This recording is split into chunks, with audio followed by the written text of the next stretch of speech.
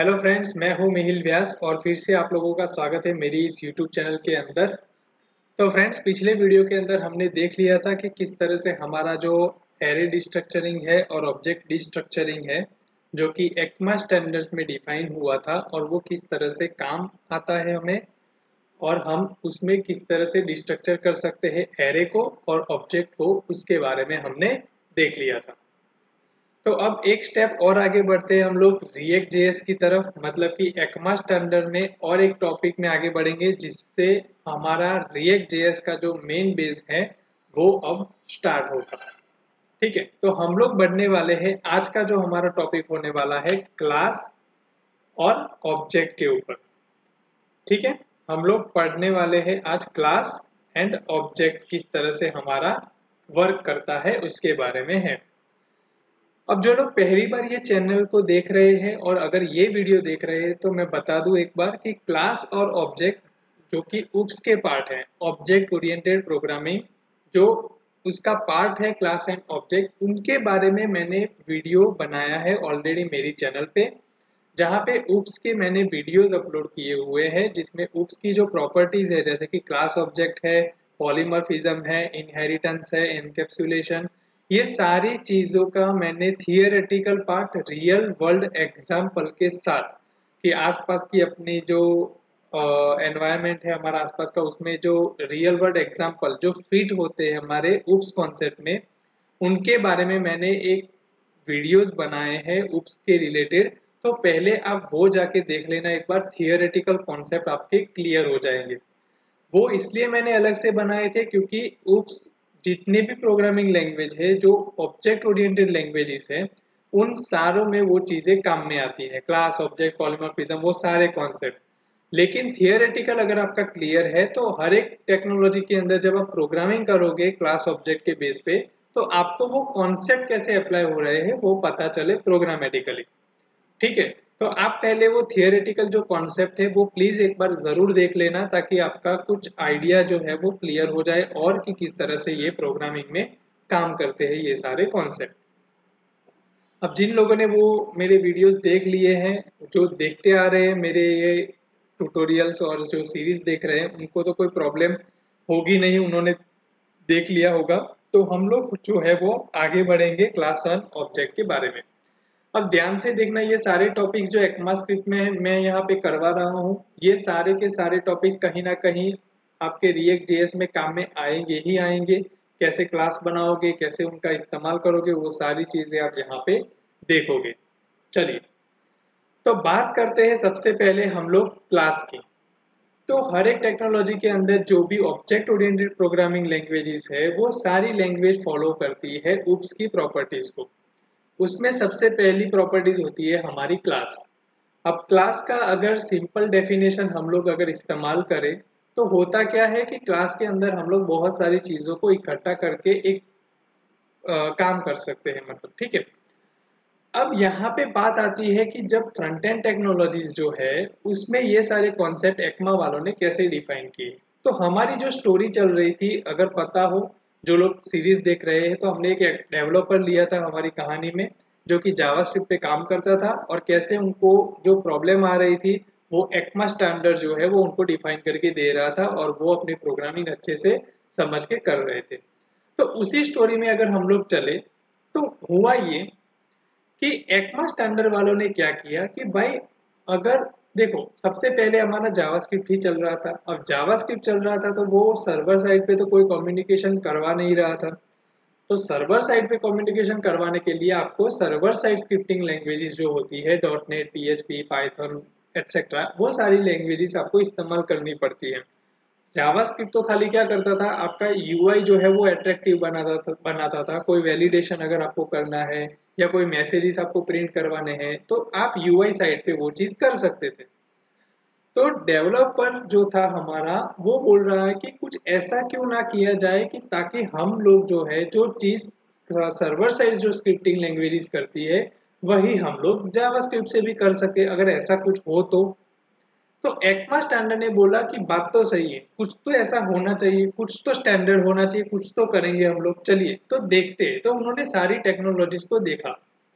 अब उन्होंने देखा कि जो भी ऑब्जेक्ट ओरिएंटेड लैंग्वेजेस है वो क्या करती है, सारे कॉन्सेप्ट को यूज करती है, जैसे कि क्लास, ऑब्जेक्ट, पॉलीमॉर्फिज्म, वो सारी चीजें। तो उन्होंने कहा कि भाई होता क्या है ये सारी चीजें। तो उन्होंने टेक्नोलॉजीज को देखा, उप्स कॉन्सेप्ट की प्रॉपर्टीज को देखा, तो वहां पे उनको पता चला कि यार ओके चलिए, होता है होता ये है कि आपको एक क्लास बनाना है। क्लास के अंदर आपने कुछ फंक्शंस, वेरिएबल्स, जो भी आपको चाहिए वो सारे मेंबर्स जो बोलेंगे हम लोग क्लास के, वो सारे वहां पे लिख दिए। अब उस क्लास का आप एक ऑब्जेक्ट बनाओ और ऑब्जेक्ट बनाने के बाद वो प्रॉपर्टीज को एक्सेस कर लो। जब एक्सेस कर ही सकते हो तो वो कोई भी लैंग्वेजेस में आप कर सकते हो। ऐसा जरूरी नहीं है कि आपने जावास्क्रिप्ट किया है तो जावास्क्रिप्ट में नहीं कर सकते, पीएचपी में किया है तो पीएचपी में ही कर सकते हो, पाइथन में किया है तो पाइथन में ही कर सकते हो। क्लास को डिक्लेयर करना कैसे है, क्लास कीवर्ड से। तो क्या किया उन लोगों ने, यहाँ पे सबसे पहले क्लास कीवर्ड यहाँ पे डिफाइन कर दिया। तो चलो क्लास कीवर्ड हो गया। अब उन्होंने कहा कि क्लास कीवर्ड के बाद आता है हमारे क्लास का नाम। तो उन्होंने क्या किया कि एक क्लास का नाम ले लिया, तो हमने ले लिया यहाँ पे टेस्ट क्लास करके एक क्लास यहाँ पे बना दिया। तो हमारे डेवलपर को उन्होंने बताया कि इस तरह से पहले लिखो क्लास और टेस्ट क्लास। तो लिख दिया हमारे डेवलपर ने कि भाई चलो हो गया। तो अब यहाँ पे उन्होंने कहा कि कुछ प्रिंट करवाए, तो उन्होंने सीधा यहाँ पे console.log लिख दिया और यहाँ पे उसने हेलो यहाँ पे प्रिंट करवा दिया कि भाई हेलो हम लोग यहाँ पे लिखेंगे। डेवलपर बोलता है कि सर एडिटर में ही यहाँ पे एरर दिखा रहा है। तो बोले एरर क्या है, तो यहाँ पे लेके जाओ एडिटर में, आपको यहाँ पे बोलेगा अनएक्सपेक्टेड कीवर्ड और आइडेंटिफायर। ठीक है, तो यहाँ पे आप इस तरह से डायरेक्टली सीधा कंसोल क्लास में लिख नहीं सकते। तो बोले इसका मतलब क्या है, अब इसका सॉल्यूशन क्या है। तो बोले बाकी की टेक्नोलॉजीज क्या करती है, यहाँ पे आप एक चीज और यहाँ पे यूज करो, कंस्ट्रक्टर आता है। अब वो हम लोग नेक्स्ट टॉपिक में पढ़ेंगे कि वो चीज कैसे काम करेगी। सिंपल हम लोग क्लास यहाँ पे इस्तेमाल करेंगे। तो क्लास कीवर्ड का अगर आपने यूज किया है और क्लास का नाम यहाँ पे डाल दिया, तो यहाँ पे एक क्लास क्रिएट तो हो चुका है। अब यहाँ पे बारी आती है कि भाई हमको वेरिएबल डालने हैं, मेथड्स डालनी है, तो क्या करेंगे। चलिए, तो पहले हम लोग बात करेंगे कि यहाँ पे एक नेम करके मैंने वेरिएबल डाल दिया और नेम में मैंने अपना नाम डाल दिया मिहिर। मैंने नाम डाल दिया यहाँ पे, मिहिर नाम हो गया मेरा। चलिए, अब यहाँ पे बात आती है कि इस नेम को हम लोग एक्सेस कैसे करेंगे। नॉर्मल जावास्क्रिप्ट के अंदर हम लोग कोई वेरिएबल अगर डिक्लेयर करें और सीधा कंसोल करवा दे तो हमें नेम मिल जाता है। तो डेवलपर ने बोला कि यहाँ पे भी ऐसा कर लीजिए, console.log और नेम डाल दीजिए यहाँ पे इस तरह से। तो उसने यहाँ पे ऐसे कर दिया। चलिए, अब यहाँ पे चलते हैं, रिफ्रेश करेंगे हम लोग। तो यहाँ पे कुछ भी आया नहीं प्रिंट होके, सब कुछ ब्लैंक है अभी हमारा, कुछ भी प्रिंट होके नहीं आया। तो डेवलपर बोला यहाँ पे तो मिहिर प्रिंट ही नहीं हुआ। तो एक्मा वालों ने बोला कि जब आप क्लास में कुछ वेरिएबल या मेथड कुछ भी आप डिफाइन करो तो उसको डायरेक्टली एक्सेस नहीं कर सकते, आपको क्लास का ऑब्जेक्ट बनाना पड़ेगा। तो बोले कैसे। तो यहाँ पे बात आती है अब ऑब्जेक्ट बनाने की। तो आप पहले कोई वेरिएबल ले लीजिए, जैसे कि मैंने ले लिया माय ऑब्जेक्ट। अब न्यू कीवर्ड का इस्तेमाल करना है आपको और यहाँ पे आपको क्लास का जो नाम है वो यहाँ पे डाल देना है इस तरह से। मैंने यहाँ पे क्लास का नाम डाल दिया। अब देखो क्लास का नाम डाला है और एज अ फंक्शन की तरह, जैसे हम लोग फंक्शन कॉल करवाते हैं वैसे ही हमने क्लास कॉल करवाया और न्यू कीवर्ड का इस्तेमाल किया। आपकी जो ये लाइन है वो इंडिकेट करेगी कि आपके क्लास का ऑब्जेक्ट यहाँ पे बन चुका है। अब ये जो लाइन है माय ऑब्जेक्ट, जो ये वेरिएबल है वो अब ऑब्जेक्ट के तौर पे ट्रीट करेगा। तो यहाँ पे नेम इज इक्वल टू जो मैंने मिहिर लिखा है वो कुछ कंपाइल में ऐसे रीड होगा इस तरह से, जैसे कि ये माय ऑब्जेक्ट मेरा वेरिएबल हो गया तो इज इक्वल टू करके यहाँ पे नेम आएगा और यहाँ पे आपका मिहिर, इस तरह से वो रीड करेगा हर एक चीज को। आपकी जो ये ऊपर वाली लाइन है, लाइन नंबर जो 6 पे मैंने जो लाइन लिखी है वो कुछ ऐसे ट्रीट होगी कंपाइल के टाइम पे, जब आपका कोड कंपाइल हो रहा है। तो अब तो ये सिंपल हो गया, जावास्क्रिप्ट के ऑब्जेक्ट की प्रॉपर्टी को हम लोग कैसे एक्सेस करते हैं। तो ऑब्जेक्ट डॉट उसकी प्रॉपर्टी का नाम, तो हमारे केस में माय ऑब्जेक्ट जो है वो वेरिएबल हो गया हमारा ऑब्जेक्ट का और डॉट करके उसकी प्रॉपर्टी नेम हमने एक्सेस कर ली। अब यहाँ पे चल के हम लोग रिफ्रेश करेंगे तो यहाँ पे कंसोल में आपको मेल दिख जाएगा जो पहले नहीं आ रहा था। तो एक्मा वालों ने बताया कि जब आप क्लास के साथ काम करते हो और आपके जब वेरिएबल यहाँ पे डिक्लेयर होते हैं तो आप वेरिएबल या फंक्शन जो भी चीज हो आप डायरेक्टली एक्सेस ना करके आपको उसका ऑब्जेक्ट क्रिएट करना पड़ेगा। ऑब्जेक्ट क्रिएट करने के लिए आप कोई वेरिएबल बना दीजिए is equal to new keyword. जो न्यू कीवर्ड है वो इंडिकेट करेगा कि आपके क्लास का ऑब्जेक्ट बन चुका है और न्यू के बाद आपका जो भी क्लास का नाम हो वो इस तरह से आपको पैरेंथेसिस जो ब्रैकेट्स है उसके साथ आपको लिखने हैं। समझ में आ गया होगा आप लोगों को कि इस तरह से आप एक्सेस करो। चलिए अब यहाँ पे बात ये आती है कि मैंने सिर्फ नेम लिखा है वेरिएबल में, जबकि जावास्क्रिप्ट में हमें पढ़ा था कि वेयर करके हम वेरिएबल को डिक्लेयर कर सकते हैं। यहाँ पे जब आप वेयर लेट लिखोगे क्लास के अंदर तो वो नहीं लिखा। देखो यहाँ पे क्या आता है अनएक्सपेक्टेड टोकन, वो अब आपको यहाँ पे वेयर लेट या कुछ भी डिक्लेयर करने नहीं देगा। अब क्यों, उसका एक मैं रीजन दे देता हूं, मेरी तरफ से दे रहा हूं। यहाँ पे ऐसे कुछ लिखा नहीं है कि क्यों नहीं कर सकते, सिर्फ मैं बता रहा हूं। देखिए जब हम लोग जावास्क्रिप्ट में प्रोग्रामिंग करते हैं, जैसे कि देखो ये जो वेरिएबल लिया वो ओपन है, मतलब हमारे एडिटर में देखो आप ये लाइन ओपन है, लेकिन जो नेम वाला वेरिएबल है वो क्लास के अंदर है, तो उसकी बाउंड्री हो गई ये क्लास का जो पार्ट है वो। अब क्लास को पता ही है कि नेम मेरा वेरिएबल है, तो हमें वेर लेट कॉन्स्ट ऐसा कुछ भी डिक्लेयर करने की उसको जरूरत ही नहीं है, वो ऐसे ही वेरिएबल है, वो उसका पर्सनल वेरिएबल हो चुका है जो कि कहीं से भी एक्सेस आप करवा सकते हो जब उसका ऑब्जेक्ट बना दो। ठीक है, तो फिर हमको वेर लेट नहीं करना है। लेकिन जब आप जावास्क्रिप्ट में काम करते हो, ये देखो जो माय ऑब्जेक्ट बनाया है वो मैंने ओपनली बनाया है, वो क्लास के अंदर नहीं है, तो हमने लेट से वहां पे डिक्लेयर किया है ताकि जावास्क्रिप्ट को पता चले कि ये कोई वेरिएबल है जो लेट से डिक्लेयर किया गया है। ठीक है, तो ये रीजन है कि आप वेर लेट या कॉन्स्ट इस्तेमाल नहीं कर सकते जब क्लास के अंदर आप कोई भी वेरिएबल को डिफाइन करें। चलिए अब मान लीजिए कि डेवलपर ने बोला कि मेरे पास कोई फंक्शन है और फंक्शन के अंदर मुझे यहाँ पे कुछ रिटर्न करवाना है, तो एक्मा वालों ने बोला आप फंक्शन भी बना सकते हो। फंक्शन कीवर्ड मैंने यहाँ पे यूज किया इस तरह से, नॉर्मली जावास्क्रिप्ट में हम लोग ऐसे ही करेंगे, फंक्शन कीवर्ड बनाएंगे, फिर हम लोग क्या करेंगे फंक्शन का नाम लेंगे। देखिए जैसे मैं लिखता हूँ गेट टोटल करके मैंने कोई फंक्शन यहाँ पे बना दिया। चलिए अब देखो यहाँ पे भी फंक्शन कीवर्ड जो है वो आपका अनएक्सपेक्टेड टोकन पे एरर आएगा। क्यों? क्योंकि जब क्लास में डिक्लेयर करते हो तो उसको तो पता ही है कि मुझे यहाँ पे फंक्शन ही डिफाइन करना है, जब मैं ऐसी सिंटेक्स लिखूंगा तो वो फंक्शन ही है, उसको तो पता ही है, तो फिर आपको यहाँ पे कुछ भी करने की जरूरत नहीं है। अब मैं यहाँ पे लिख देता हूँ रिटर्न 10 + 20, मैंने सपोज ऐसा लिखा। अब चलो मुझे ये एक्सेस करना हो तो कैसे करेंगे हम लोग, तो हम लोग यहाँ पे कॉपी पेस्ट करेंगे और सिंपल हमें यहाँ पे गेट टोटल करके यहाँ पे इस तरह से लिख देना है। रिफ्रेश करेंगे हम लोग, यहाँ पे चल के रिफ्रेश किया, ये देखिए 30 आउटपुट हमारा कंसोल में यहाँ पे मिल जाता है।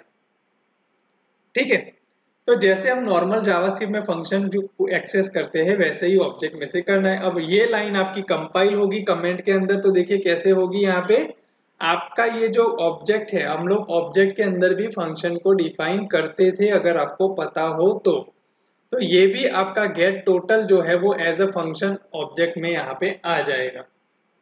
समझ में आ गया? तो इस तरह से आपका पूरा काम चलता है और ऑब्जेक्ट से आप प्रॉपर्टीज को एक्सेस करवा सकते हो। तो ये हो गया आपका काम। यहाँ पे इस तरह से भी आप लिखो कि भाई मेरा फंक्शन एनोनिमस फंक्शन यहाँ पे कॉल हो गया और ये लाइन यहाँ पे आपकी रिटर्न करवा रही है। ये देखिए 10 + 30, अरे सॉरी 20 हो गया आपका काम। तो ये चीज है, और गेट टोटल जो है वो अब एज अ फंक्शन है, तो एज अ फंक्शन आपने एक्सेस करवा लिया। तो आपकी पूरी की पूरी जब ये ऑब्जेक्ट वाली जो लाइन है, जब आप क्लास का ऑब्जेक्ट क्रिएट करते हो तो आपके क्लास में जितने भी वेरिएबल्स या मेथड्स आपने डिफाइन किए हैं वो एक ऑब्जेक्ट में कन्वर्ट हो जाएंगे बैकएंड के अंदर, जो आपको नहीं पता, लेकिन जब आप एक्सेस करोगे इस तरह से तब आपको पता चलेगा कि एज अ ऑब्जेक्ट ट्रीट होती है ये सारी चीजें। चलिए यहाँ तक क्लियर हो गया। अब डेवलपर बोलता है कि सर हमारे पास तो पैरामीटराइज फंक्शन भी होता है और नॉन पैरामीटराइज फंक्शन भी होता है। मान लीजिए कि यहाँ पे तो 10 + 20 मेरा फिक्स है, लेकिन अगर मुझे यहाँ पे जो भी मैं नंबर डालूं उनका सम आना चाहिए, ऐसा मुझे करना है, तो कैसे करेंगे? तो आपको करना ये है कि यहाँ पे a और b हमने पास कर लिया। अब मैं यहाँ पे करूंगा a प्लस b, मैंने ऐसे लिख दिया। तो उन्होंने कहा कि अब कुछ नहीं करना, आपको जहां पे आपने फंक्शन कॉल करवाया है वहां पे 20 और 50 यहाँ पे पास करवा दीजिए। अब रिफ्रेश करिए यहाँ पे जाके, तो देखिए 70 आउटपुट आपका आ गया। तो आप पैरामीटराइज फंक्शन हो तो भी इस तरह से पैरामीटर को पास कर सकते हो कहीं से भी, तो आपका वो चलने लगेगा। तो यहाँ पे कोई मुश्किल बात नहीं है। क्लास ऑब्जेक्ट कैसे काम करता है, सिंपल सिंटैक्स याद रखनी है। क्लास कैसे बनाएंगे, वेरिएबल मेथड्स आप यहाँ पे डिफाइन कर लीजिए।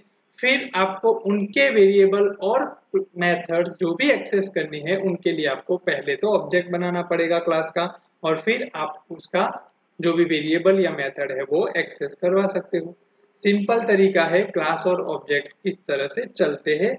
अब देखो, सेम नाम का सेम फाइल में एक ही क्लास यहाँ पे क्रिएट हो सकता है। अगर मैं इसी फाइल में दोबारा टेस्ट क्लास करके मैं अगर कुछ ले लूं तो वो मुझे नहीं एलो करेगा, ये चीज नहीं हो सकती, ये नहीं कर सकते आप, क्योंकि यहाँ पे आपका कंफ्लिक्ट होने के चांस है कि किसका ऑब्जेक्ट बनेगा। आप ये मत करना कभी।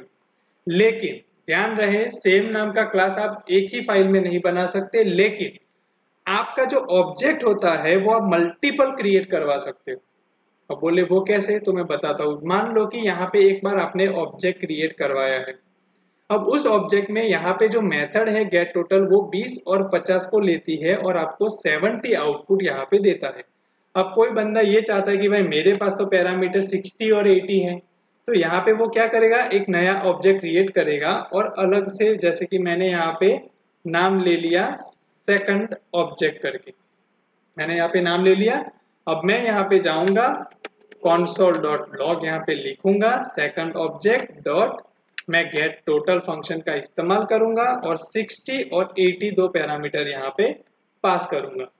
तो अब देखना कैसे हमारा चलेगा आउटपुट। तो देखिए मिहिल और 70 तो आ रहा था, लेकिन जब दूसरी बार ऑब्जेक्ट मैंने क्रिएट किया वहां पे 140 आ रहा है। अब देखो, इस वाले ऑब्जेक्ट को इस वाले ऑब्जेक्ट के वेरिएबल से कोई लेना देना नहीं है, वो फ्रेश क्लास की मेथड्स और वेरिएबल को एक्सेस करेगा अपने रिक्वायरमेंट के हिसाब से। तो आपका ये क्लास जो है वो मल्टीपल जगह पे उसकी मेथड यूज हो रही है। आपको सिर्फ एक ही बार क्लास क्रिएट करना है, वेरिएबल मेथड्स आपने बना दिए, क्लास बना दिया।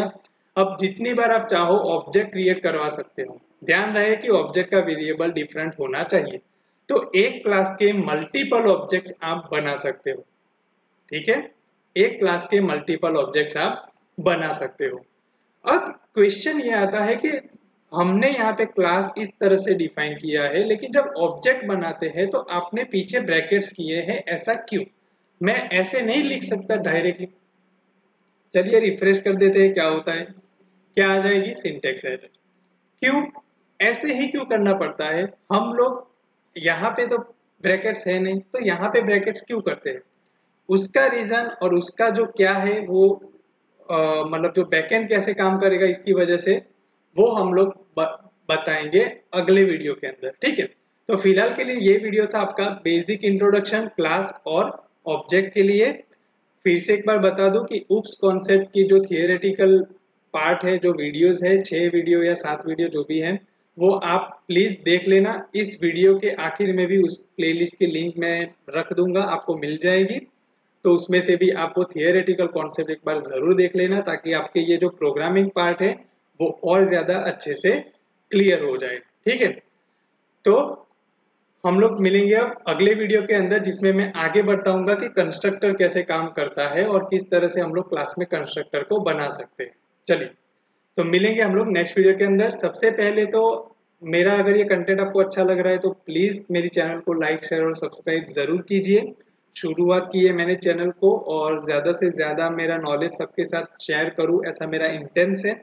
और सब्सक्राइब करने के लिए खास मैं इसलिए बोल रहा हूँ क्योंकि जो फ्रेशर्स हैं, बिगिनियर्स हैं, उनको प्रोग्रामिंग में लॉजिक बिल्ड करने में बहुत ज़्यादा दिक्कतें आती है। तो उसके बारे में भी मैं सीरीज बनाने वाला हूँ। हालांकि मैंने 5-6 वीडियो बनाए हैं जावास्क्रिप्ट के अंदर, लेकिन अब वहाँ पे मुझे टाइम नहीं मिल रहा है। वैसे भी मेरी जो ये सीरीज है उसमें टॉपिक्स बहुत लेट आ रहे हैं, अभी थोड़े काम में बिजी हूँ इसकी वजह से, लेकिन जल्द से जल्द वो भी स्टार्ट होगा। और जो टॉपिक्स जो कुछ ऐसे हैं एडवांस लेवल के या जो इम्पोर्टेंट नहीं है वो बाद में भी मैं अपलोड करने वाला हूँ, तो आपको नोटिफिकेशन मिले और आपका कुछ भी ना छूटे जावास्क्रिप्ट, एक्मास्क्रिप्ट या कोई भी टेक्नोलॉजी के अंदर, वो मेरा एक इंटेंस है। इसकी वजह से आप सब्सक्राइब चाहो तो कर लो ताकि आपका कोई टॉपिक रह ना जाए। बाकी मैं ट्राई पूरा कर रहा हूँ कि जल्द से जल्द ये खत्म करे और रिएक्ट जेएस पे भी मूव हो जाए, लेकिन टेंशन मत लीजिए, हम लोग बेसिक सीखेंगे उसके बाद ही आगे मूव हो जाएंगे ताकि आपको कोई भी दिक्कत ना आए रिएक्ट सीखने में, ठीक है। तो मिलेंगे फ्रेंड्स हम लोग नेक्स्ट वीडियो के अंदर। Take care, thanks for watching this video, bye bye.